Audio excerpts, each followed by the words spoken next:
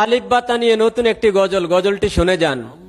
আলিফ বলে হে আল্লাহ সারা কোন মাবুদ নাই, বা বলে হে বেহেশ সারা কোন মজা নাই রে, কোন মজা নাই। তা বলে তেলাওয়াত করো কোরআন আল্লাহর, সা বলে সওয়াব পাবে পড়বে যতবার রে, পড়বে যতবার।